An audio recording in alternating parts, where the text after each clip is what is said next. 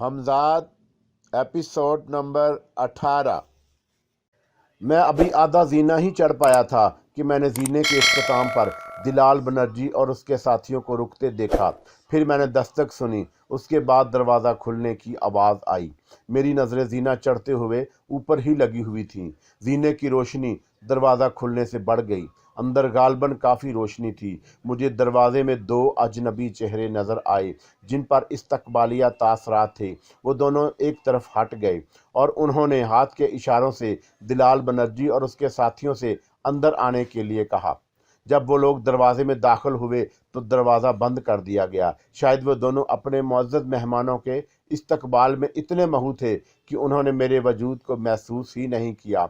हालांकि जब वो दरवाज़ा बंद कर रहे थे मैं भी उसी वक्त दरवाजे से सिर्फ चंद सीढ़ियाँ नीचे था। जल्द ही मैं भी दरवाजे तक पहुँच गया। मैंने भी दस्तक दी। चंद लम्हों बाद दरवाज़ा खोला।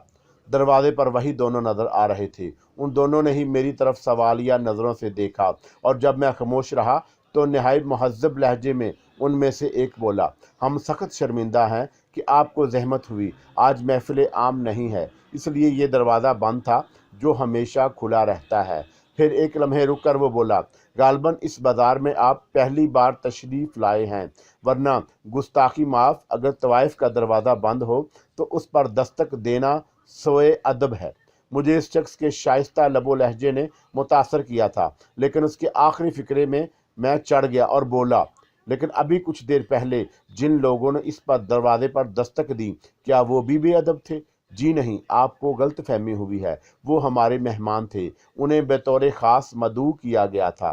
दस्तक ना देने वाली बात मेहमानों पर लागू नहीं होती। इस बार दूसरे ने जवाब दिया, लेकिन ये सब जानने के बावजूद मैं मुमताज़ बेगम से मिले बगैर नहीं जाऊंगा। मैंने कहा, जिद ना फरमाएं तो बेहतर है, किसी और दिन तशरीफ़ लाइए, हम चश्मे बराह रहेंगे। आज बेगम साहबा सिर्फ अपने मेहमानों से मिलना पसंद करेंगी और हम इस बात से आगाह हैं कि उनके मेहमान कौन कौन हैं। जहमत के लिए फिर एक बार माजरत तलब हैं। बने मियाँ अंदर से एक नसवानी आवाज़ सुनाई दी। जी हाजिर हुआ बेगम साहबा। उनमें से एक ने वहीं से हाँक लगाई और फिर मेरी तरफ देखता हुआ बोला, अच्छा खुदा हाफिज। लेकिन उसके खुदा हाफिज ने मेरे ऊपर कोई असर नहीं किया और मैं बदस्तूर दरवाजे पर खड़ा रहा। अभी चंद लम्हे भी न गुजरे थे कि अंदर ही से एक भारी और गूंजदार सी आवाज़ सुनाई दी, इसे ना रोको, अंदर आने दो। ये आवाज़ मेरे लिए अजनबी थी और उसकी गैर शाइस्तगी भी मुझ पर गिरा हुई। लेकिन इसकी आवाज़ के सुनते ही दोनों रास्ते से हट गए और नहायत नरमो आवाज़ में भी यक ज़बान में बोले, तशरीफ़ लाइए। मैं आगे बढ़ा। उनमें से एक ने दरवाज़ा बंद कर दिया। राहदारी में चंद कदम चलकर दाएं जानब के दरवाजे पर पड़ा हुआ पर्दा था और वो मुझे उसी तरफ ले जा रहे थे। मैं जैसे ही पर्दा उठाकर अंदर दाखिल हुआ, मैंने महसूस किया कि उस बड़े और सजे सजाए खूबसूरत कमरे में मौजूद तमाम लोगों की नज़रें मेरी तरफ उठी हुई हैं। कमरे की छत से फानूस लटक रहे हैं और दीवार पर हल्का सा सब्ज़ रंग था। कमरे के फर्श पर दबीज उम्दा कालीन थे और दीवार के सहारे गाँव तकियों से टेक लगाए तकरीबन 15-20 अफराद मौजूद थे, जिनके सामने पैगदान और उनके बराबर फूलों के कजरे रखे हुए थे। कमरे में मौजूद तमाम ही अफराद अपने लिबास और वाज़ाकता से मुअज़्ज़ज़ और आला तबके के दिखाई दे रहे थे। मैंने कमरे में एक तरफ तायराना नज़र डाली और जूते उतार कर एक खाली गाँव तकिए की तरफ बढ़ा। उस वक़्त मैंने उस कमरे में दिलाल बनर्जी और उसके साथियों को नहीं देखा था, जबकि वो सब मेरे सामने इस जगह आए थे। उन सब को मैंने दरवाजे में दाखिल होते देखा था, लेकिन मेरी परेशानी ज़्यादा बरकरार ना रही। कमरे के अंदरूनी दरवाजे से मैंने दिलाल बनर्जी उसके साथियों को एक औरत के साथ निकलते देखा और फिर उन्हीं के पीछे अंकरंखे पहने हुए और सर पर दुपलो टोपी लगाए चंद लोग आते नजर आए, जिन्हें देखते ही मैं पहचान गया कि वो साजिंदे हैं। दिलाल बनर्जी के हमरा आने वाली औरत के बारे में मैंने अंदाज़ा लगाया कि वही मुमताज़ बेगम हो सकती है। उसकी उम्र मुश्किल से 35-40 के दरमियान लग रही थी। आम नाकाओं की तरह ना वो मोटी और भद्दी थी और ना ही बदसूरत। उस उम्र के बावजूद भी उसके चेहरे में बहुत मुझे कोशकशिश नज़र आई। शरीर जिस्म पर चुस्त लिबास, घने बाल, बड़ी बड़ी काली आंखें, उभरे उभरे होंठ और कद लंबा। अगर उसकी आंखों के गिर्द हल्की सी स्याही ना होती तो शायद वो और भी हसीन दिखाई देती। मैंने उसकी उम्र की औरतों में इतना हुस्न कम देखा था जितना मुमताज़ बेगम में था। बाद में मुझे मालूम हुआ कि मेरा अंदाज़ा सही था, वो मुमताज़ बेगम ही थी।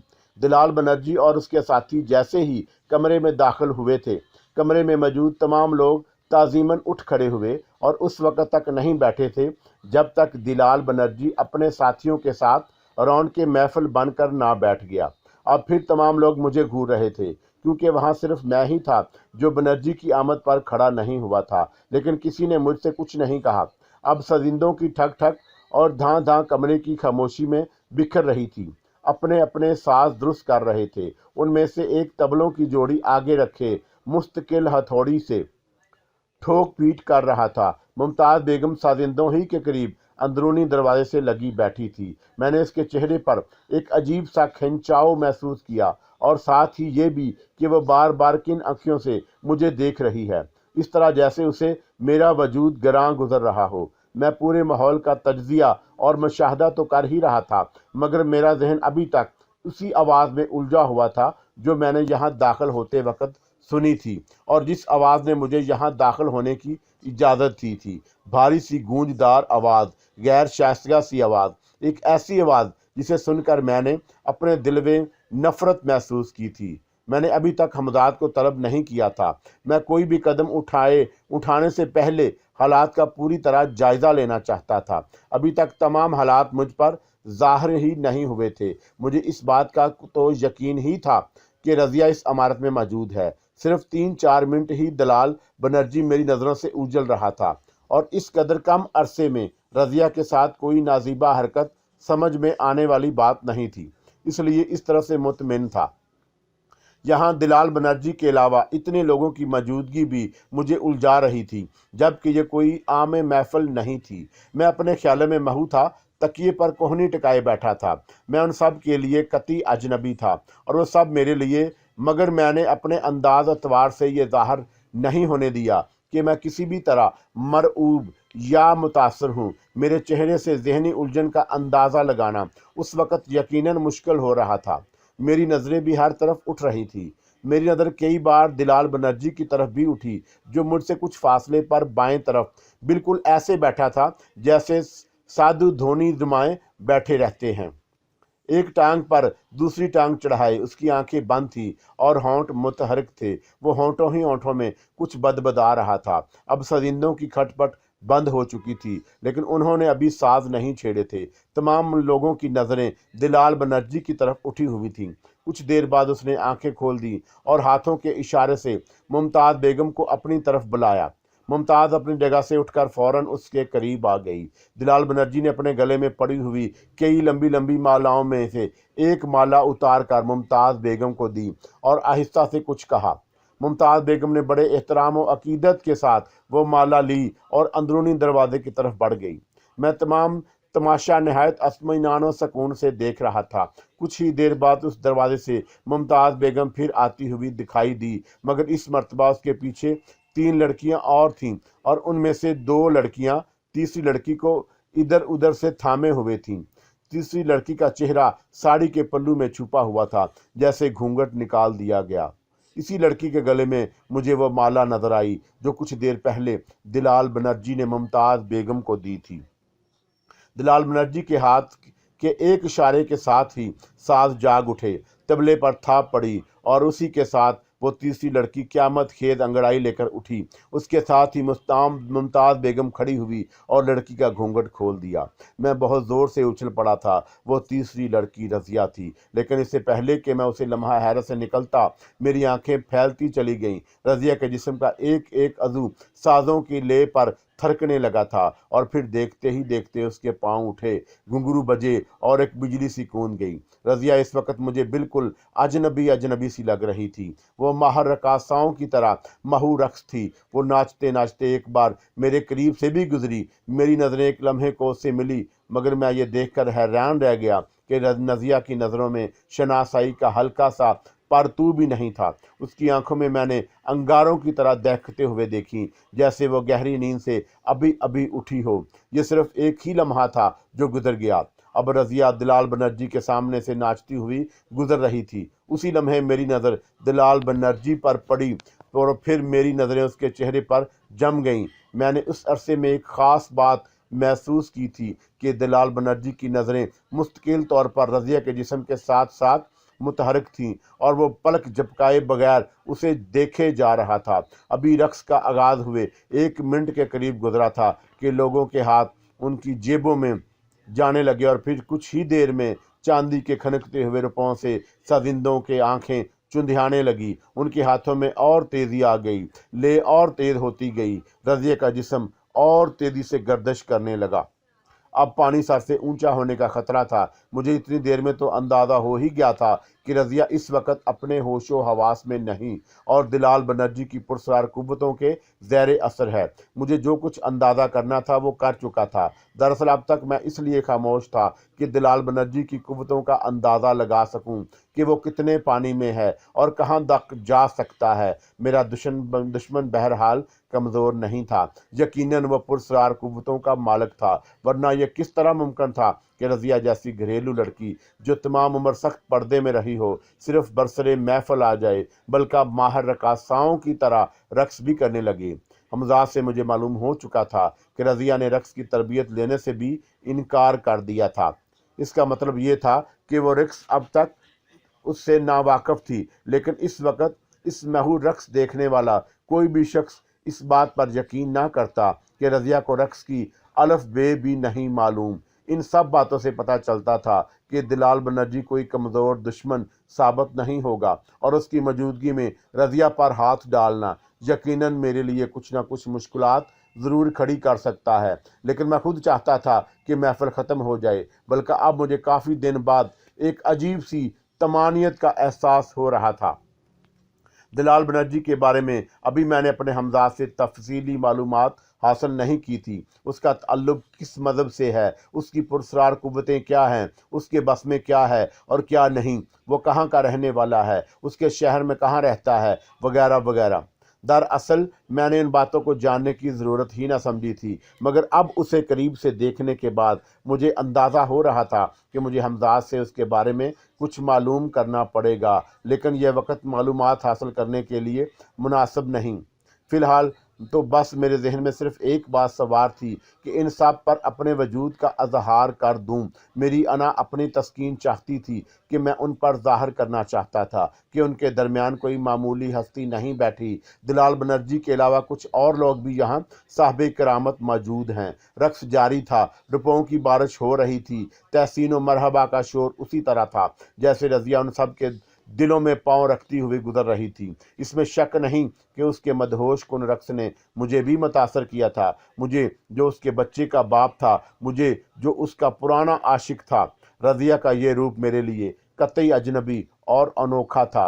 मैंने कभी सोचा भी ना था कि उसके जिस्म में इतनी क़यामतें पोशीदा हैं। उस पूरी महफिल में सिर्फ 6 अफराद ऐसे थे जिन्होंने अब तक रज़िया को एक फूटी कौड़ी भी नहीं दी थी। दिलाल बनर्जी, उसके 4 साथी और मैं। बकिया हाजरीन की जेबें तेज़ी से खाली हो रही थी, लेकिन उनके सामने अब भी रुपयों के ढेर थे। गालबन वो मखसूस महफिल में शिरकत के लिए पूरी तैयारी से आए थे।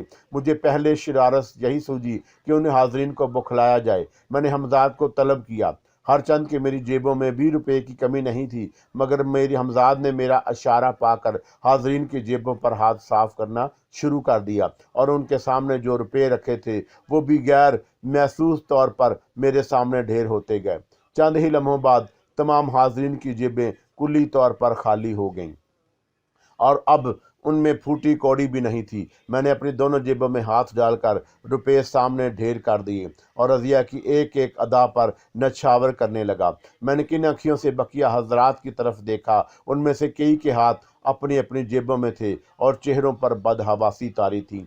सब एक दूसरे की तरफ हैरान हैरान नज़रों से देख रहे थे। फिर वो सब मुझे घूरने लगे। गालबन ये उनकी तौहीन थी कि भरी महफिल में वो तो हाथ धो कर बैठे हैं और सिर्फ एक शख्स अपनी अमारत का इजहार करता रहे। उन्हें यकीनन इस बात का अंदाज़ा हो चुका था कि उनके साथ जो कुछ हुआ है उसमें मेरी शख्सियत किसी ना किसी तरह ज़रूर मुलव्वस है, क्योंकि वह सब आपस में एक दूसरे के लिए अजनबी नहीं थे। उनके दरमियान सिर्फ मैं ही एक गैर शख्स था। फिर इस तरह अचानक जेबें खाली हो जाना भी उनके लिए कम हैरत अंगेज बात ना रही थी। वो सब अपनी जगह बैठे हुए बेचैनी से पहलू बदल रहे थे और उनकी तवज्जो रज़िया से ज़्यादा मुझ पर और दिलाल बनर्जी पर थी। कभी वो मेरी तरफ देखते और कभी दिलाल बनर्जी की तरफ। ये ना भूलो अजनबी कि तुम्हें यहाँ आने की इजाज़त हमने दी थी। अचानक एक भारी गूंजदार आवाज़ सुनाई दी और मैं उछल पड़ा। ये अल्फाज दिलाल बनर्जी की ज़बान से अदा हुए थे। उसी लम्हे दिलाल बनर्जी और रज़िया के दरमियान हमजाद का साया सा लहराया और रज़िया का जिस्म मट्टी के ढेर की तरह बैठता चला गया। वो गालबन बेहोश हो चुकी थी। मेरे ख्याल के मुताबिक हमजाद ने पुरस्कार कुव्वतां का वो राब्ता मुंतके कर दिया था जो रज़िया को रक्स करने पर मजबूर कर रहा था।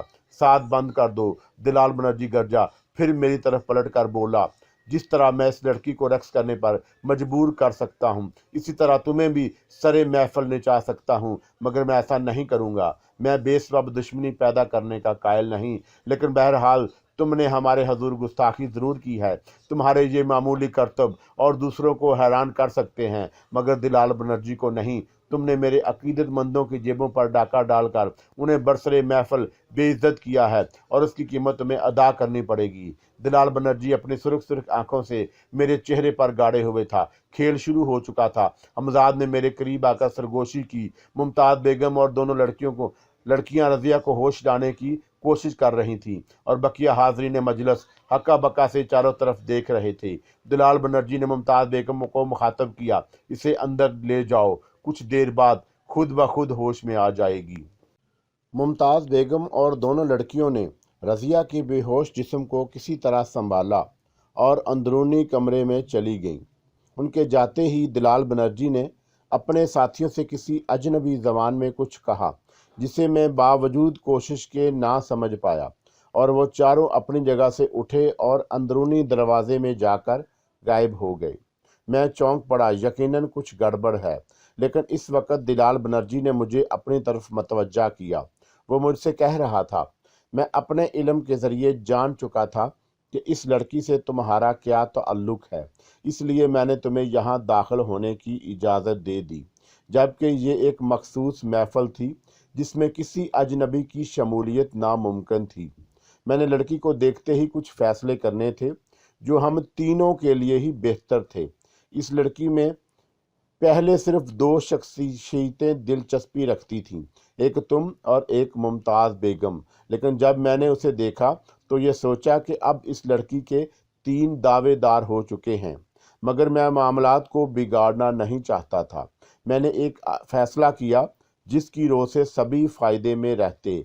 ये तो तुम जानते हो कि मुमताज़ बेगम ने इस लड़की की खातर एक बड़ी रकम खर्च की है, और ये बात मेरे इल्म में थी कि तुम इस लड़की के बदले उसे बड़ी से बड़ी रकम फराहम करने के लिए अहल हो। मुमताज़ बेगम का मामला तो इस तरह साफ हो सकता था। रहा तुम्हारा और मेरा सवाल। मैंने सोचा था कि मैं तुम्हारे हक़ में लड़की से दस्तबरदार हो जाऊंगा, क्योंकि मेरे इल्म के मुताबिक इस लड़की पर तुम्हारा हक़ ज़्यादा है, क्योंकि ये तुम्हारे नाजायज़ बच्चे की माँ भी है। दिलाल बनर्जी ने यह सब कुछ मेरी आंखों में देखते हुए कहा। वो इस अरसे में इस जगह से उठकर मेरे करीब आ चुका था, लेकिन तुमने गैर ज़रूरी करतब दिखाकर सारा खेल बिगाड़ दिया, और अब मैं इस लड़की से दस्तबरदार होने को तैयार नहीं हूँ, समझे तुम, क्योंकि तुमने मेरे अकीदतमंदों की तौहीन की है। मेरे लिए हसीन से हसीन लड़कियों की कमी नहीं। हमेशा मेरे इर्द गिर्द हसीन और खूबसूरत जिस्मों के हजूम रहते हैं, लेकिन तुमने मेरी मौजूदगी में जो जिसारत की है उसका तकाजा यही है कि दिलाल बनर्जी का बकिया फ़िक्रा मैं ना सुन सका, इसलिए कि हमजाद ने मुझे अपनी तरफ मतवज्जा कर लिया था। वो कह रहा था कि इसके साथी रज़िया को इमारत की पिछले दरवाजे से निकाल कर फिटन की तरफ ले जा रहे हैं। पानी सर से ऊंचा हो रहा है, इसलिए मुझे कुछ करने की इजाज़त दीजिए। अब तक दिलाल बनर्जी के बारे में बहुत कुछ अंदाजे कायम कर चुके होंगे। हमजाद की बात सुनकर मैं उछल पड़ा। इसका मतलब ये था कि दिलाल बनर्जी मुझे बातों में उलझाकर रज़िया को उड़ा ले जाना चाहता था। मैं एकदम गुस्से से उठा और दिलाल बनर्जी को मुखातब किया।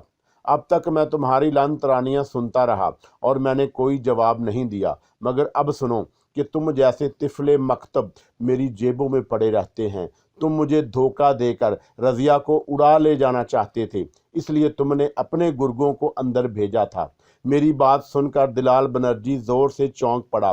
फिर एकदम जाने क्या हुआ कि सारे फानूस बुझ गए और कमरे में घुप अंधेरा हो गया। मैं सिर्फ इतना देख सकता था कि दिलाल बनर्जी ने नज़र उठाकर छत की तरफ देखा था। फिर मैंने भागते हुए कदमों की आवाज़ें सुनी। हमजाद में तकरीबन चीख पड़ा, मुतमिन रहिए, रज़िया मेरे पास है और वह चारों पिछली गली में बेहोश पड़े हैं। खामोशी से निकल चलिए। हमदाद की आवाज़ सुनाई दी, जिसे सिर्फ मैं ही सुन सकता था। पूरे कमरे में अजीब अफरा तफरी का आलम था। ना जाने मैं किस किस से टकराता हुआ हमजाद की राहबरी में अंदरूनी दरवाजे की तरफ बढ़ा। उसने उधर ही चलने को कहा था। इमारत का अंदरूनी हिस्सा तारीक नहीं था। मैंने मुमताज़ बेगम को सरासीमी के आलम में एक कमरे से निकलते देखा। उसके हमरा वो दोनों अशखास भी थे जिन्होंने मेरे लिए इस इमारत का दरवाज़ा खोला था। मुझे देखते ही उन दोनों के हाथों उनकी जेबों में गए। फिर वो दोनों चाकू लहराते हुए मुझ पर झपटे। उन दोनों ने शायद रज़िया के जिस्म को फिजा में बगैर किसी सहारे के तैरते हुए नहीं देखा था, और ना वो बगैर कुछ कहे सुने मुमताज़ बेगम की तरफ बेहोश हो जाते। हमजाद आगे बढ़ते बढ़ते पलटा। फिर ना जाने उसने क्या किया कि दोनों आपस में टकरा कर चीख पड़े। फिर वो बाकायदा भिड़ गए और मैं इत्मीनान के साथ हमजाद के पीछे पीछे इमारत के पिछले जीने से उतरने लगा। जीना उतरते हुए मैंने हमजाद को मुखातब किया, क्या रज़िया को होश में नहीं लाया जा सकता? इस वक्त रज़िया का होश में आना खुद उसके लिए ख़तरनाक है, हमजाद ने जवाब दिया। लेकिन अब हमारी मंजिल कहाँ होगी? मैंने दूसरा सवाल किया। आपको यहाँ तनहा ज़करिया स्ट्रीट पर पहुँचना है। गालिबन आप वो फ्लैट भूले हुए हैं जिसमें आप कलकत्ता छोड़ने से पहले तक थे। हाँ, मुझे याद है, मगर क्या वो अब तक खाली पड़ा है?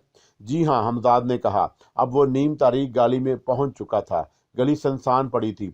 फिर वो बोला, मैं चलता हूँ, आप आइए। उस वक़्त मैं हमजाद की मसलहत ना समझ पाया था, लेकिन उसके रवाना होने के बाद मेरी समझ में खुद ब खुद सब कुछ आ गया। चलते वक्त उसने मुझे मोहतात रहने की तंबीह की थी। वो खुद भी एहतियात बरत रहा था, इसलिए वो तनहा रज़िया को ले गया था। मेरे देखते ही देखते वो रज़िया को जिस्म को लेकर बुलंद होना शुरू हुआ था और फिर चंद ही लम्हों में मेरी नज़रों से उजल हो गया। हमजा के तनहा जाने का जवाब मेरी समझ में नज़र में इसके अलावा और कुछ नहीं था कि वो मेरी शख्सियत को सामने लाना नहीं चाहता था। अगर वो रज़िया के जिस्म को उठाए हुए मेरे साथ साथ चलता तो लोगों को मेरी तरफ मतवज्जा हो जाना लाजमी था, क्योंकि उनके लिए बहरहाल ये मंजर अजीब और पुरस्रार होता। मैं बतौर एहतियात उस गली से निकलकर फ़ौरन सड़क पर नहीं निकला, बल्कि उसी गली से मुल्हिक एक और गली में दाखिल हो गया और फिर गली से निकलकर एक तीसरी गली में गलियों गलियों में इस जगह से दूर निकल जाना चाहता था और फिर सड़क पर आकर किसी सवारी के ज़रिए ज़किया स्ट्रीट पहुंचना चाहता था। लेकिन वो गलियां मेरे लिए अजनबी थी। चौथी गली के इख्तिताम पर मैं चकरा गया, क्योंकि वो गली आगे से बंद थी। घुंघरों की छन छन और तिबले की थाप बराबर मेरा पीछा कर रही थी। यही तमाम इलाका हूबहू बाजार ही का था। गलियां नीम तारीख थी, मगर बाजार रोशनी में नहाए हुए थे। लोगों की आमदोरफ्त जारी थी। हर शख्स अपनी धुन में मगन था। किसी ने अब तक मुझे मुखातब करने की जुर्रायत नहीं की थी और ना ही अब तक मैं किसी से हम कलाम हुआ था। लेकिन अब रास्ता भूलने की सूरत में मुझे किसी न किसी से बात ज़रूर करनी थी। मेरे करीब से एक मतवस्त उम्र शख्स गुजरा तो मैं चलते चलते रुक कर उसके सामने आ गया, लेकिन उसके चेहरे पर नज़र पड़ते ही मैं कुछ देर के लिए चकरा गया। वो भी मुझे देखकर चौंका था और उसके चेहरे पर उलझन के आसार नजर आए थे। वो चेहरा मेरे लिए अजनबी नहीं था, मगर मुझे फ़ौरन कुछ भी याद ना आ सका। फिर उसकी शख्स से ज़ुबान से एक ऐसा लफ्ज़ अदा हुआ जिसे सुनकर मुझे सब कुछ याद आ गया। उसने मुझे पहचान लिया था। ज़िल्ले रहमान आप? मुझे ये समझने में देर नहीं लगी कि उस शख्स का ताल्लुक मुजाहिदीन के गिरोह से है, और वो शख्स को मैंने मुजाहिदीन के ज़मीन दोज़ ठिकाने में देखा था। एक एक करके मुझे सब कुछ याद आ गया। यही शख्स था जिसने मुझे अहदनामे पर दस्तखत कराए थे, मगर उसका नाम अब तक मुझे याद ना आ सका। इस तरह सरेआम खड़े होना गलत है। आप मेरे पीछे पीछे आइए, आपसे बहुत कुछ पूछना है। यहीं करीब ही हमारा एक ठिकाना मौजूद है। उस शख्स ने सरगोशी की। हम सरहद के हालात जानने के लिए बेचैन हैं। वहाँ से जो खबरें मिल रही हैं वो बहुत हालनाक हैं। आसमान से गिरा खजूर में अटका। मेरे वहमो गुमान में भी नहीं था कि मेरी मुलाकात इस जगह अंग्रेज के खिलाफ काम करने वाली खुफिया तंजीम के किसी फर्ज से हो जाएगी। मैं उलझ कर रह गया। एक बात तो मैं फौरी तौर पर समझ गया कि यहाँ के लोगों को इस बात का कतई इल्म नहीं हो सका कि मैं मुजाहिदीन से उलग हो चुका हूँ और मैंने सरहद में क्या किया है, और इसीलिए वो मेरे कत्ल से बेखबर है, वरना ये शख्स मुझे देखते ही खौफजदा होकर भाग खड़ा होता। शायद गली की नीम तारीकी में वो शख्स इस बात पर तवज्जो ना दे सका था कि मेरे पास बेसाखियां नहीं हैं।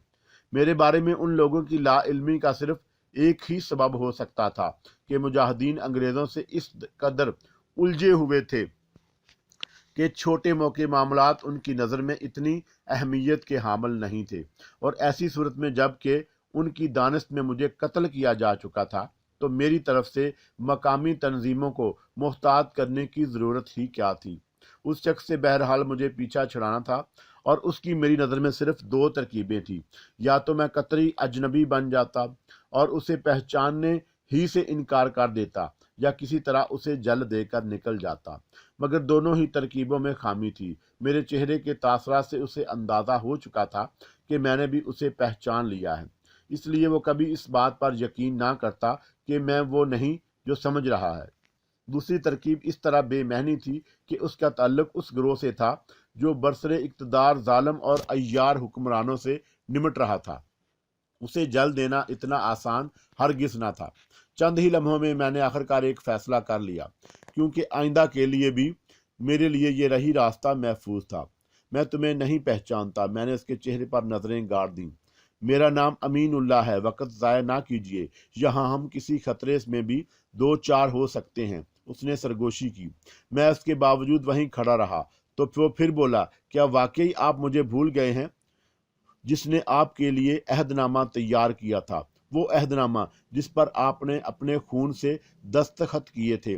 और इतना कहकर वो ना जाने क्यों खामोश हो गया। उसकी तेज़ नज़रें मेरा जायज़ा ले रही थी। मैंने महसूस किया कि वो अब इस बात को नोट कर चुका है कि मैं माजूर नहीं हूँ और ना ही मेरे पास बेसाखियाँ हैं। मैंने उसके चेहरे पर तज़बज़ब देख कर फ़ौरन मौके से फ़ायदा उठाया। अजीज़म, तुम यकीनन किसी बड़ी गलतफहमी का शिकार हो। मैं नहीं जानता कि तुम कौन हो, तुम्हारा ताल्लुक किस तंजीम से है। दरअसल लेकिन तुम्हारी आवाज़, उसने मेरी बात काट कर उलझे हुए लहजे में कहा। उसकी पेशानी पर शिकने नज़र आ रही थीं, जैसे वह सख्त उलझन का शिकार हो। अगर तुम वो नहीं जो मैंने तुमको समझा था, तो वो सब कुछ भूल जाओ जो मैंने तुमसे कहा था। उसका आखिरी फिक्रा मुकम्मल ना हो पाया था कि गली तेज़ सीटियों की आवाज़ से गूंज उठी। वो एकदम उछल कर भागा, और ना जाने मुझे क्या सूझी कि मैं भी उसके पीछे पीछे दौड़ लिया। हम दोनों आगे पीछे एक पतली सी गली में तेज़ी से दौड़ रहे थे। वो मेरे आगे आगे था। एकदम वो भागते भागते पलटा, और उसी वक्त मेरी नज़र भी गली के सिरे पर पहुंच गई। कुछ सिपाही तेज़ी से गली में घुस रहे थे। गली काफ़ी लंबी थी। जैसे ही वो पलटा था, मैंने भी अपनी सिमत तब्दील कर ली थी। अब सूरत हाल ये थी कि मैं आगे आगे दौड़ रहा था और वो मेरे पीछे था। पुलिस गली के दूसरे सिरे तक पहुंचते पहुंचते हमारे और पुलिस के दरमियान काफ़ी फासला बरकरार रहा था। लेकिन जो ही भागते भागते मेरी नज़र सामने उठी, मेरा जहन चकरा कर रह गया। उस तरफ से भी रास्ता बंद किया जा चुका था। मैं वक़्त ज़ाया किए बगैर तेज़ी से मुड़ा। मुझे खुद चंद गज के फासले पर पुलिस वाले नज़र आए, मगर अमीनुल्लाह गायब था।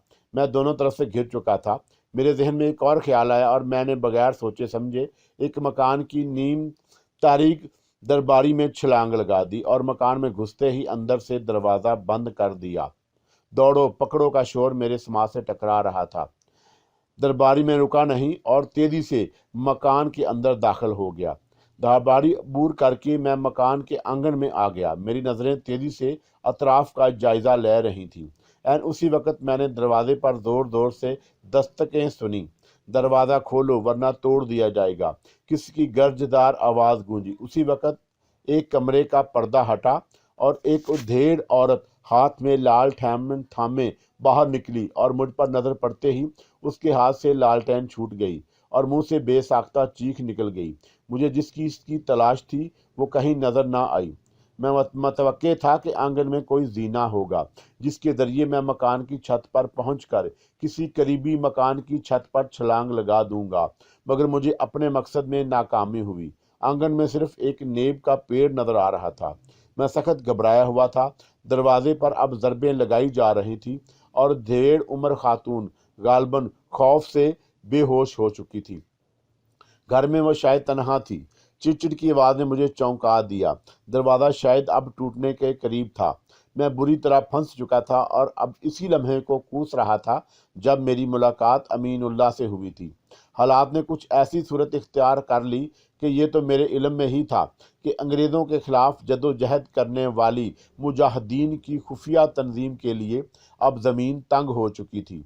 उनके सारे ठिकाने और तंजीम के पेशावर अफराद हुकूमत की नज़र में आ चुके थे। गालबन अमीनुल्लाह भी उन्हीं में रहा होगा। उसके ज़रिए वो उसको ठिकाने तक पहुंचना चाहते होंगे जिसका जिक्र अमीनुल्लाह ने मुझसे भी किया था। एक ज़ोरदार आवाज़ सुनकर मैं उछल पड़ा। लकड़ी का बसीदा दरवाज़ा टूटकर अंदर आ गिरा था। खतरे के फौरी एहसासात ने मुझे कुछ कर गुजरने पर मजबूर कर दिया। मैं तेज़ी से नीम के पेड़ की तरफ लपका और बंदरों की तरह चढ़ता चला गया। उस वक्त एक धमाका हुआ। किसी सिपाही ने बंदूक चलाई थी। गोली सनसनाती हुई शाखों के दरमियान से गुजर गई। वो पेड़ पर चढ़ गया है, किसी ने कहा। मैंने उसी पर फायर किया था। मैं तेजी से एक मोटी सी शाख से चिमटा हुआ ऊपर खिसक रहा था। आंगन में तारीकी थी और पेड़ खासा घना था, इसलिए उम्मीद थी कि वो मुझे ना देख पाएंगे। मैं उस शाख के सर तक पहुंचना चाहता था क्योंकि उस शाख का सिरा इमारत की छत तक मालूम होता था। मकान को चारों तरफ से घेरे में ले लो, जल्दी करो, हम इस पेड़ पर चढ़ते हैं। मुमकिन है वो छत पर चढ़ चुका हो। मैंने सुना यकीनन ज़हीन शख्स था। जो भी था, इसलिए जो कुछ भी मैंने सोचा था वही उसके जहन में भी आ गया। अब मेरे हाथ छत की किक्कर से छूने लगे थे। मैंने अपने जिस्म को समेटा और हाथों पर जोर देकर ऊपर उठने की कोशिश की। मैं पूरी तरह कोशिश कर रहा था वो मेरी नकलो हरकत से बाखबर ना हो जाएं, वरना मुमकिन था कि उनमें से कोई दोबारा फायर कर देता। मैं उन्हें किसी किस्म के शुबे में मुब्तला नहीं करना चाहता था, इसीलिए मैंने बेइंतहा एहतियात के साथ वो मामूली फासला तय किया जो आम हालात में चंद सेकंड से ज़्यादा ना लेता। मैं पेड़ से सीने के बल छत पर रेंग गया और उसी वक्त पेड़ की शाखें ज़ोर से हिलीं। गालबन पुलिस वाले भी पेड़ के ज़रिए ऊपर चढ़ रहे थे। छत सपाट थी। मैं तेज़ी से रेंगता हुआ छत के दूसरे सिरे तक पहुंचा और नीचे गली में झांका। गली में पुलिस वालों की बड़ी तादाद मौजूद थी और आसपास के मकानों वाले सहमे हुए अपने अपने घरों के दरवाज़ों से झांक रहे थे। मुझे इस सूरत हाल तक पहुंचने में कुछ ज़्यादा अरसा नहीं लगा। हालात बड़ी तेज़ी और सूरत के साथ वकूअ पजीर हुए। हमजाद को मुझसे जुदा हुए ज़्यादा वक़्त नहीं हुआ था। मैंने अब दानिस्ता उसे तलब नहीं किया था और उसकी मदद से ग्रेज़ किया था, क्योंकि मेरे इल्म में था कि वह रज़िया के बेहोश जिस्म को लेकर गया है और रज़िया के जिस्म को बेहफाजत ज़करिया स्ट्रीट वाले फ्लैट में पहुंचाना ही ज़रूरी था। इस सूरत में तो उसकी मुकम्मल हिफाजत की और भी ज़रूरत थी, जबकि दिलाल बनर्जी से मेरी ठन चुकी थी। मेरे अंदाजे के मुताबिक हमजाद को अब तक अपने काम से फारग हो जाना चाहिए था और अब मैं उस नाजुक सूरत हाल से दो चार था। हमजाद की मदद के बगैर पुलिस के चुंगल से बच निकलना मेरे लिए तकरीबन नामुमकिन हो गया था। अब तक जिस हद तक जदोजहद मुमकिन थी मैं कर चुका था और अब पूरी तरह फंस चुका था। मुझे नहीं मालूम था कि अमीनुल्लाह फरार होने में कामयाब हो चुका है या नहीं, लेकिन पुलिस अब हाथ धोकर मेरे पीछे पड़ गई थी। इस बात से अंदाज़ा होता था कि अमीनुल्लाह नहीं, जल देकर फरार होने में कामयाब हो गया है। मेरे पास अब सिर्फ चंद ही लम्हे थे जिनमें मुझे कोई फैसला करना था। आया कि हमजाद को तलब करूं या नहीं। दूसरी सूरत में पुलिस के हत्थे चढ़ जाना यकीनी था, जो मैं किसी तरह गवारा नहीं कर सकता था। मैंने हमजाद को तलब करने का फैसला किया और अभी मैं उसे पुकारने ही वाला था कि छत पर एक साया लहराया। वो रहा, कोई चीखा। आने वाला तनहा था, उसके हाथ में बंदूक नहीं थी। शायद उसने जरूरत से ज्यादा निडर होने का सबूत दिया था। अब वक्त जाया करना फजूल था। एक तरफ मैंने हमजाद को पुकारा और दूसरी तरफ अचानक आने वाले पर छलांग लगा दी। वो गालबन इसके लिए तैयार नहीं था। वो गिरा और मैं उसके ऊपर छा गया, लेकिन जिस्मानी तौर पर वो मुझसे कवी था। वो फौरन ही संभल गया और उसका दायां हाथ चल गया। मुझे अपनी कंपनियों पर पहाड़ टूटता महसूस हुआ।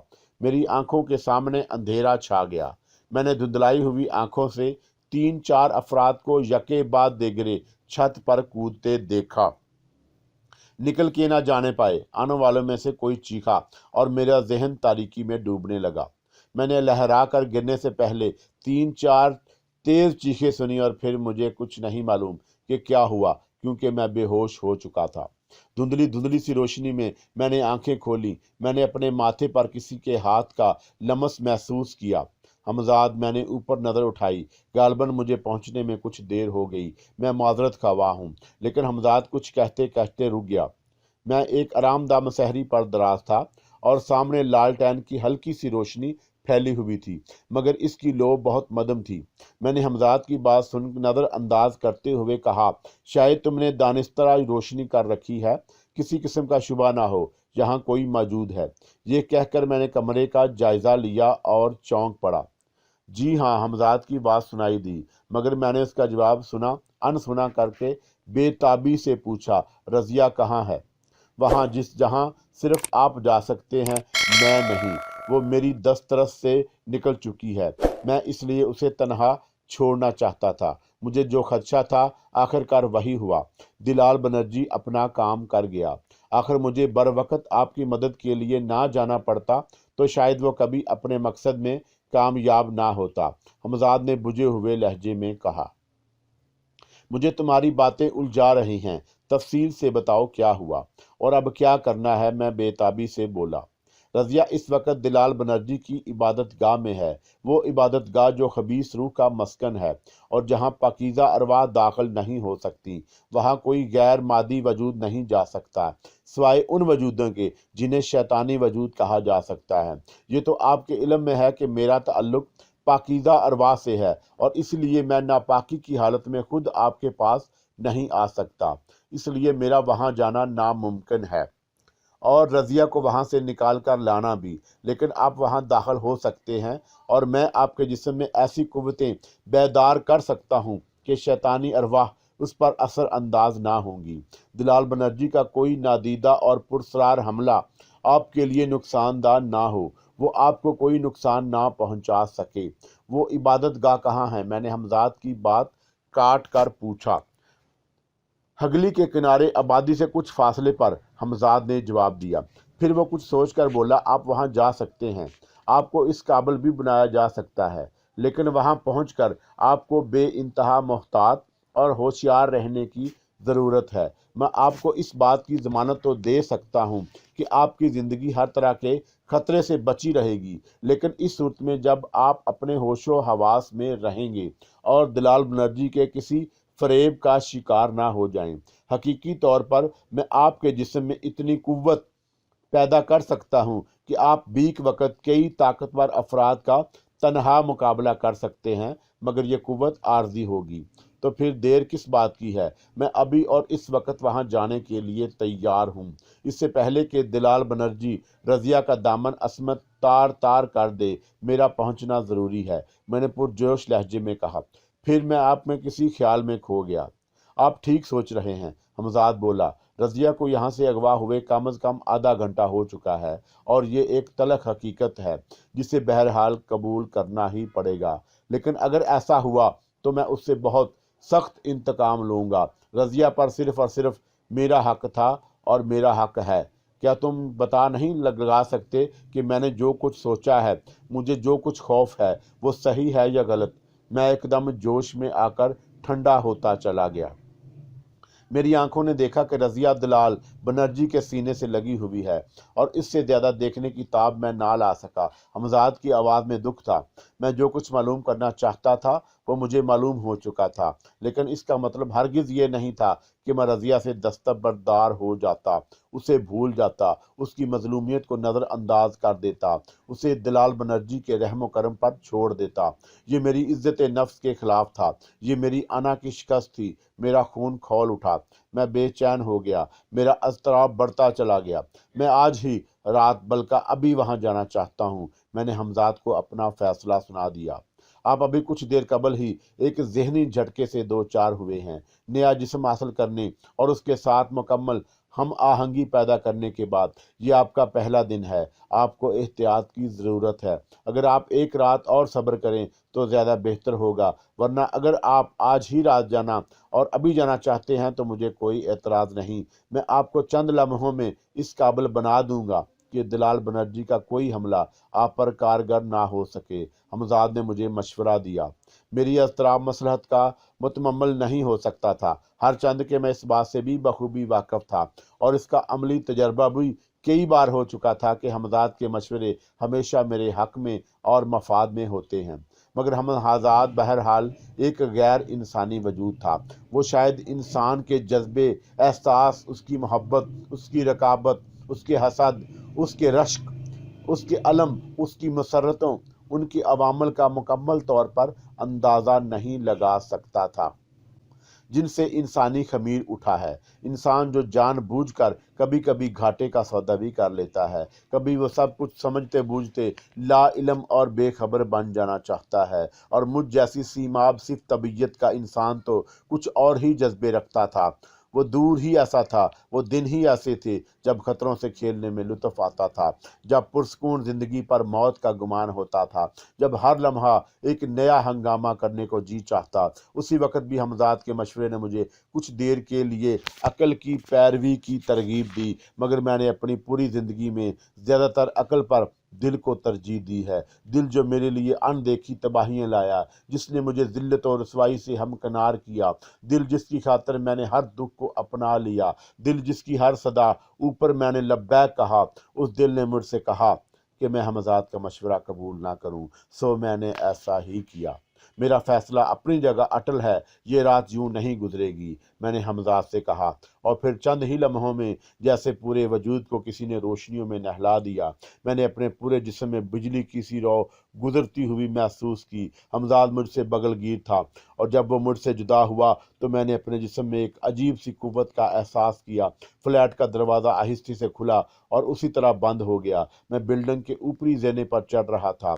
मैं उस इबादतगाह के अहाते से बाहर आपका मुंतज़िर रहूँगा। मैं अब आपकी तरफ से मुतमिन हूँ, लेकिन एक बार फिर आपको ये यकीन करूँगा कि आप वहाँ दाखिल होकर मुहतात रहेंगे और रज़िया को वहाँ से निकाल कर जल्द से जल्द अपनी इबादतगाह की हदूद से बाहर ले आएंगे। उसके बाद कोई ताकत ऐसी नहीं जो हमारी राह में गाफिल हो सके। हमजाद ने छत पर पहुंचकर कहा। शहर अभी पूरी तरह सोया नहीं था और कलकत्ता की रातें तो हमेशा जागती हैं। हमजाद मुझे काफ़ी बुलंदी तक ले गया ताकि लोगों की नज़रें मुझ पर ना पड़ सकें। उसने मुझे बेहोश नहीं किया था। मेरे लिए अब यह कोई नया तजर्बा ना था। अब मैं इस किसी कदर इसका आदी हो चुका था। शहर की इमारतें छोटे छोटे खिलौनों की तरह दिखाई दे रही थी। मुश्किल से 1 मिनट गुजरा होगा कि मेरे समाज से हगली की पुरशोर लहरों की आवाज़ टकराई। हम पहुंच चुके हैं। हमजाद ने मुझे नरम रेत पर उतार दिया।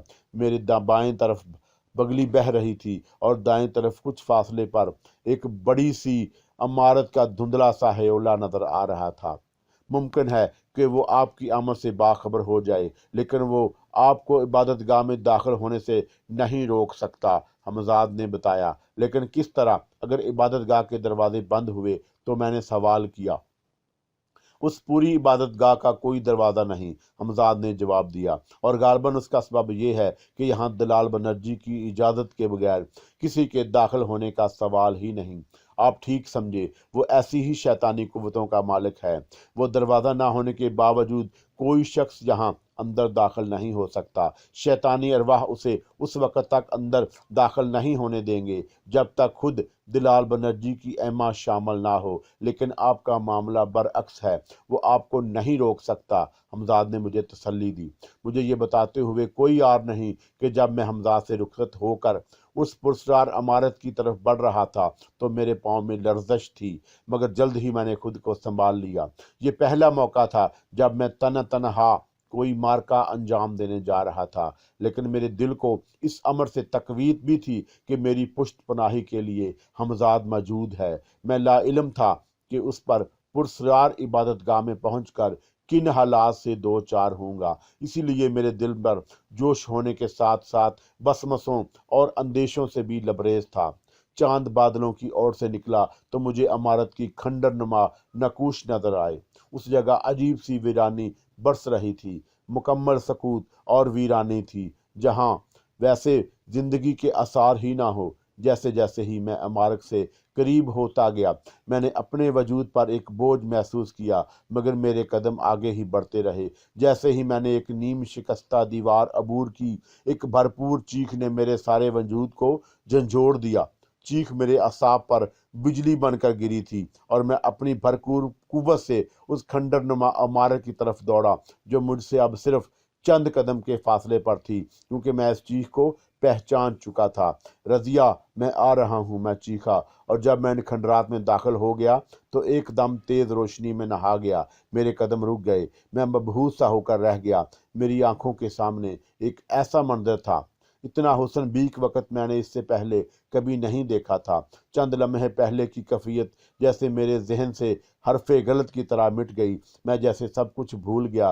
फिर मेरे समाज से एक दिलकश मदहम लय टकराई, एक ऐसी लय जो बहुत से साजों की हम आहंगी का नतीजा थी। जलतरिंग और सितार की मिली जुली सी आवाज़, उसके लय के साथ ही वो जिस्म हरकत में आ गए, जो संगे मरमर के एक हौज के किनारे नीम दराज थे। हौज के इर्द गिर्द सुर्ख गुलाबों की महक बड़े हवास को तस्खीर कर रही थी। ना जाने मैं कब और किस तरह नरम नरम हरी घास पर नीम दराज हो गया और उन क़यामतों ने मुझे घेर लिया। रंगो रंगत का हजूम मुझे अपने घेरे में ले चुका था और मैं ना जाने किन दुनियाओं में सफ़र कर रहा था। मैंने अपने होंठों पर वो गुलाब की पंखड़ियाँ महसूस की और एक बेनाम सा शिकस्ता मेरे सारे वजूद पर छाता चला गया। बारीक पैरों की सरसराहटों के साथ मेरी वहशतें बढ़ेंगी। मुझे याद है किसी कदरो कद की नादक होंठों में एक सुराही थी। फिर चंद लम्हे बाद एक बलोरी गिलास मेरे होंठों से लगा तो मुझे अबकाई सी महसूस हुई, मगर मैं वो बढ़ा हुआ हाथ ना झटक सका। एक अगरम आग मेरे सीने में उतर गई। शराब, मैंने सोचा, मगर अब वक्त गुजर चुका था। मेरे कान की लोएं गर्म हो रही थी। बहती हुई हवाओं की हल्की हल्की थपकों ने मुझे लज्जत और सरूर की नई वादियों में गुम कर दिया। जिंदगी में पहली बार लज्जत मैं से आशना हुआ था, लेकिन अगर मुझे इस वक्त शराब भी ना पिलाई जाती तो शायद मैं नशे से ना बच सकता। ख्वाब और बेदारी, बेदारी और ख्वाब, खुशबू और रंग, नशा दहर, नशा में उन्हीं के दरमियान वक़्त की नापीदा किनारा वसतों में न जाने कब तक अपना वजूद भूला रहा।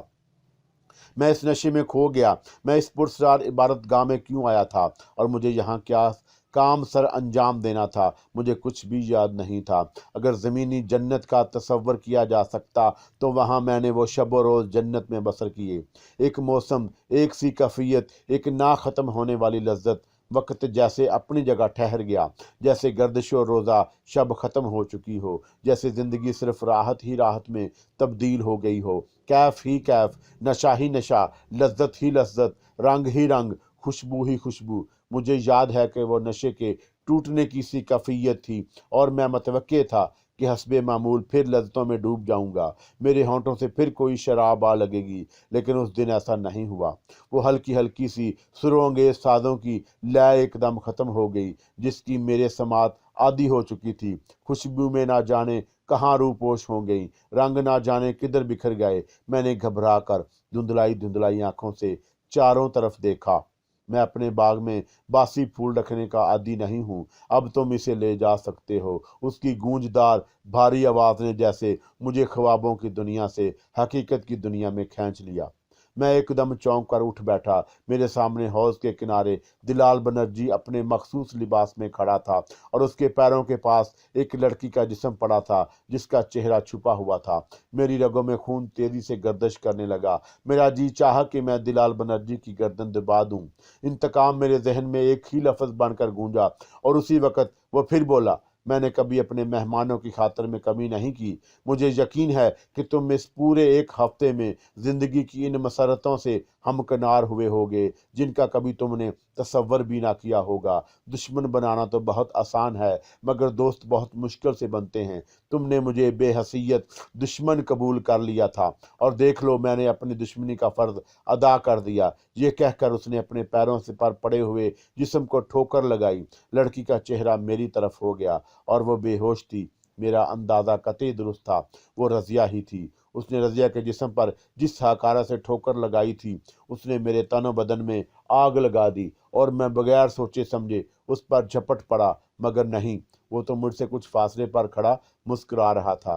फिर कोशिश कर लो, इस बार तुम मेरा जिस्म छू सको। उसने मुझे चढ़ाया और मैं गुस्से से पागल होकर फिर उस पर टूट पड़ा। मैं चाहूँ तो इसी तरह तुम्हें थका थका कर मार सकता हूँ, लेकिन मैं बेमसरफ कामों में वक्त ज़ाया नहीं करता।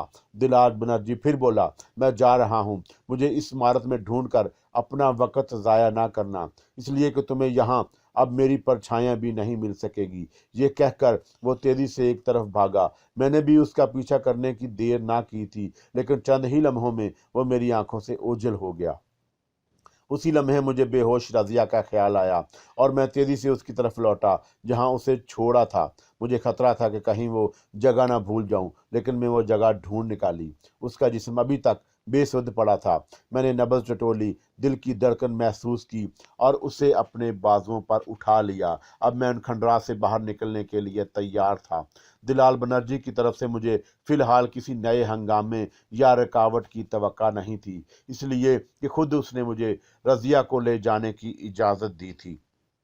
मैं पूरे एक हफ्ता बाद इस इमारत से बाहर आ रहा था, खजल खजल, बुझा बुझा और थका थका सा, जैसे मैंने अपना सब कुछ खो दिया हो, जैसे मैं अपनी इज्जत नामूस का लाशा खुद अपने हाथों पर उठाए इस इमारत से बाहर निकल रहा था।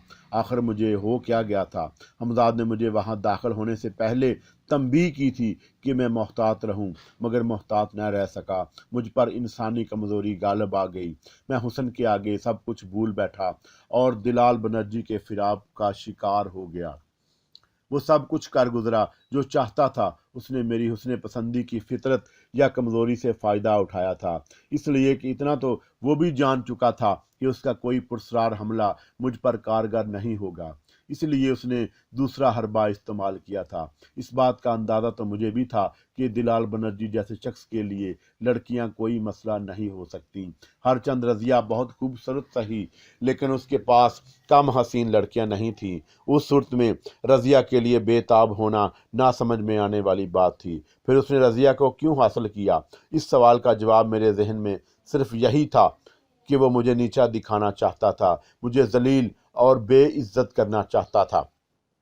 वो बताना चाहता था कि वो मुझसे अफजल है, वो मुझसे ज़्यादा पुरस्कार कुव्वतों का मालिक है, वो मुझे शिकस्त दे सकता है, रुसवा कर सकता है, मेरी आना की धज्जियां बखेर सकता है। और उसने यही किया भी।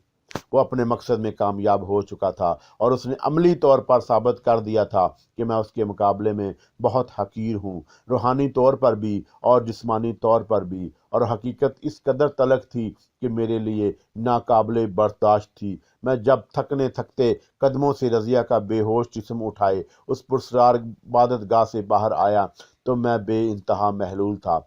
आप आ गए। इमारत से बाहर आते ही मुझे हमजाद की बेताबाना आवाज़ सुनाई दी।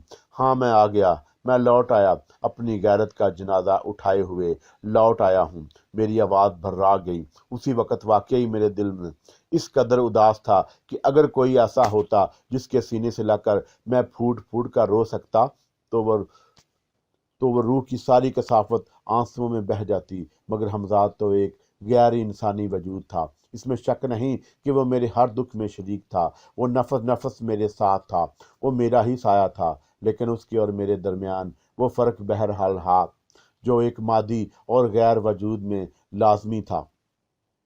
اس رات حمزاد مجھے اور رضیہ کو لے کر زکریا اسٹریٹ والے فلیٹ میں لے آیا تھا، اور پھر کچھ دیر بعد رضیہ بھی ہوش میں آ گئی تھی۔ اس نے ہوش میں آتے ہی بھونچکا ہو کر مجھے دیکھا، اور اس کے منہ سے حیرت و استعجاب کے سبب چیخ نکلتے نکلتے رہ گئی۔ کچھ دیر وہ مجھے پھٹی پھٹی آنکھوں سے دیکھتی رہی، پھر اس کی آنکھوں میں آنسو تیرنے لگے۔ مجھے حمزاد کے ذریعے اس کے بارے میں سب کچھ معلوم ہو چکا تھا، لیکن اس کے دل کا بوجھ ہلکا کرنے کے لیے میں نے اس سے وہ باتیں دریافت کی جو اس کے لیے سوہان روحی ہوئی تھی، مگر وہ خاموش رہی، وہ سسکتی رہی۔ پھر اس نے اپنا چہرہ اٹھا کر آنسو بھری آنکھوں سے مجھے دیکھتے ہوئے کہا، مجھے اپنا بچہ یاد آ رہا ہے، مجھے میرا بچہ لا دو، گھبراؤ مت، سب ٹھیک ہو جائے گا۔ میں نے اس کی پیٹھ پر ہاتھ پھیرتے ہوئے کہا۔ میں کہاں ہوں؟ اس نے کھوئے ہوئے لہجے میں سوال کیا۔ تم میری امان میں ہو، اب تمہیں مجھ سے کوئی نہیں چھین سکتا، میں نے جذباتی لہجے میں جواب دیا، پھر سوچ کر بولا، چند مصلحتوں کے سبب میں تمہیں اور تمہارے بچے کو فوراً ہی اپنی دنیا میں نہیں لوٹ سکتا، ہمیں کچھ دن یہیں تمہاری دنیا میں گزارنے ہیں، اور مجھے تم پر بھروسہ ہے کہ تم صبر سے کام لو گی۔ صبر؟ وہ بڑبڑائی، میں نے اب تک بہت صبر کیا ہے، مگر اب میری قوت برداشت جواب دے چکی ہے۔ تم سوچ بھی نہیں سکتے کہ میں نے تمہاری خاطر کتنے صبر آزما دن گزارے ہیں۔ اس کے بعد وہ ان واقعات کو بیان کرنے لگی جب وہ مجھ سے جدا ہوئی تھی۔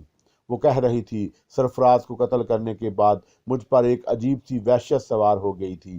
میں باوجود کوشش کے خود پر قابو نہ رکھ سکی، اور جب میری آنکھوں نے وہ بھیانک منظر دیکھا کہ تمہارے سرفراز کے کٹے ہوئے گلے کے ساتھ ہم آہنگ ہو رہا ہے، تو قطعی حواس کھو بیٹھی۔ میں اتنی خوف زدہ ہوئی کہ دروازہ کھول کر باہر نکل گئی، لیکن ابھی میں نے چند قدم کا فاصلہ طے کیا تھا کہ مجھ پر بیک وقت 3-4 آدمی جھپٹے، میرے منہ سے چیخ نکل گئی کہ ان میں سے کسی نے اپنا بھاری اور مضبوط ہاتھ میرے منہ پر جما دیا، اور مجھے سانس بھی لینا دوبر ہو گیا۔ میرا دم گھٹنے لگا اور میں بے ہوش ہو گئی۔ مجھے ہوش آیا تو میں نے خود کو رسیوں میں جکڑا ہوا پایا، میرے منہ میں کپڑا دھنسا ہوا تھا۔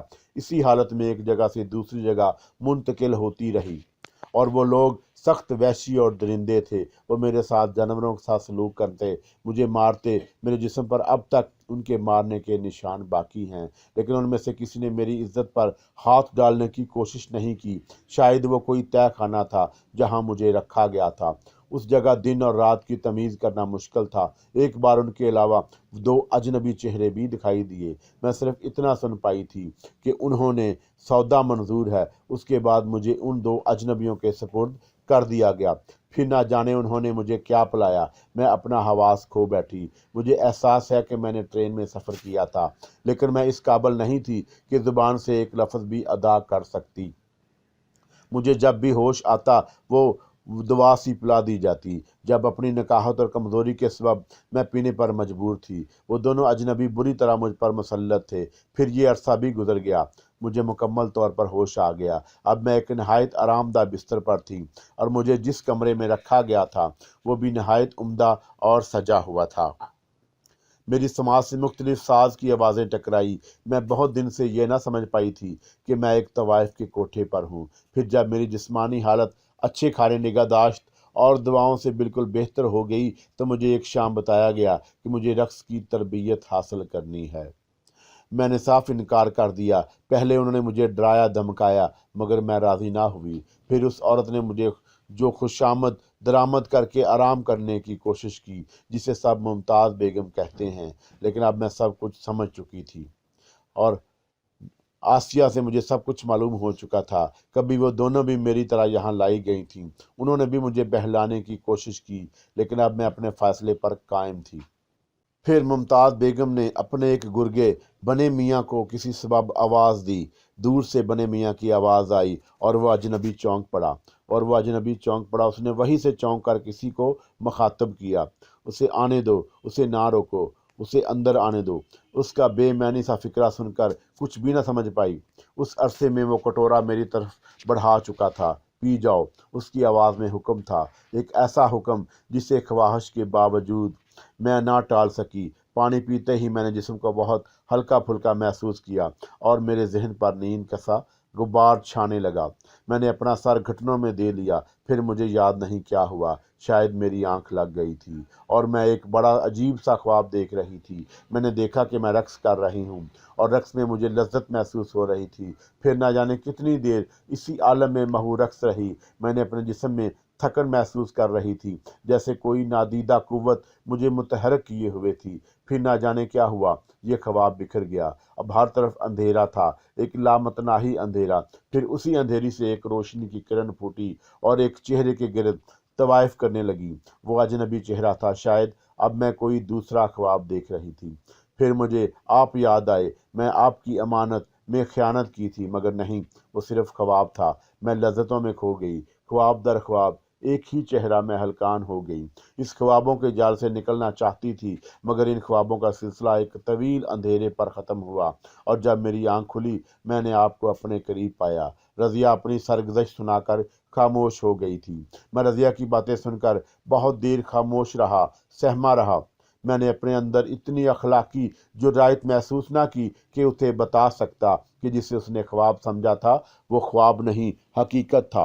वो इस दौरान दुलाल बनर्जी की पुरस्रार कुव्वतों के ज़ेर असर थी। सो जाओ, सो जाओ रज़िया, तुम काफ़ी थकी हुई हो, मैंने उसे तसल्ली देते हुए कहा। कुछ ही देर में वो इस तरह गाफिल हो गई जैसे अब उसकी मंजिल मिल चुकी हो, उसे अपने बारे में कोई फिक्र ना हो, जैसे उसे तहफ़्फ़ुज़ मिल चुका हो। शायद एहसास ने उसे नींद की पुरसकून आगोश में पहुंचा दिया था। मैं रज़िया को बेसबब सुलाना नहीं चाहता था, बल्कि उसकी वजह यह थी कि मैं हमज़ा से कुछ ज़रूरी गुफ्तगू करना चाहता था। मैं दिलाल बनर्जी की तरफ से फ़िक्रमंद था। दिलाल बनर्जी से इंतकाम लेने के लिए मेरे जहन में एक तजवीज़ आ चुकी थी। इसके अलावा हमज़ाद से मुझे दिलाल बनर्जी की पुरस्रार कुव्वतों के बारे में कुछ मालूमात हासिल करना थी कि उसे किस तरह शिकस्त दी जा सकती है।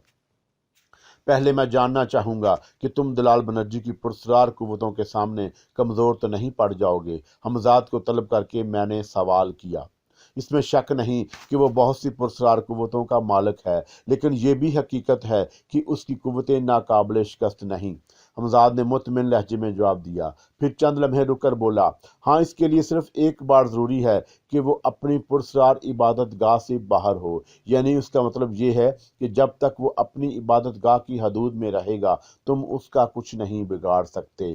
तकरीबन ऐसा ही है, हमज़ाद ने कहा, और ये मुमकिन नहीं कि वो हमेशा वहीं छुपा रहे। वो नुमाइश पसंद शख्स है और इस शहर के आला तबके में बड़े राहो रस्म रखता है और अपनी पुरस्रार कुव्वतों के ज़रिए लोगों के जहनों पर छाया हुआ है। लोग परस्तश की हद तक उसकी इज्जत करते हैं और वो इस ज़िंदगी का आदी हो चुका है। वो छुप कर बैठ नहीं सकता, हंगामा उसकी सरिश्त में शामिल है।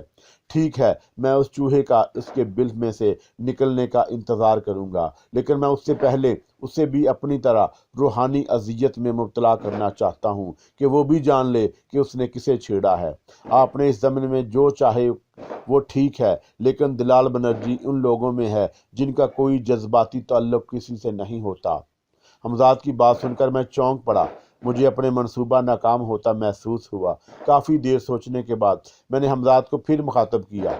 आजकल वो किसी न किसी नए शिकार को फंसने के लिए यकीनन सोच रहा होगा और उसका वो शिकार उससे छीन लिया जाए तो हाँ, ये मुमकिन है, लेकिन उसके बारे में मालूम करना होगा। हमज़ाद बोला, तो फिर मालूम करो वो कौन है, और हाँ, ये भी ज़रूरी है कि दिलाल बनर्जी के इल्म में ये बात आ जाए कि उसके शिकार पर हाथ डालने वाला कौन है।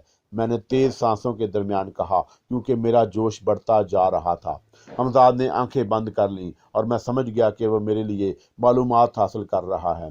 कुछ देर बाद उसने आंखें खोली और बड़बड़ाया, सरोजनी, राय बहादुर जसूनत लाल की नौजवान और हसीन लड़की। लेकिन वह फिर किसी सोच में खो गया और मैंने दानिस्ता दखल अंदाजी मुनासिब ना समझी। चंद लम्हे बाद वो खुद ही बोला, अगर आपने आज ही रात उसे उठवा लिया तो कोई बात नहीं बनेगी। आपको वो मकसद हासिल ही ना होगा जो आप चाहते हैं। उसके लिए आपको कल रात तक का इंतज़ार करना होगा।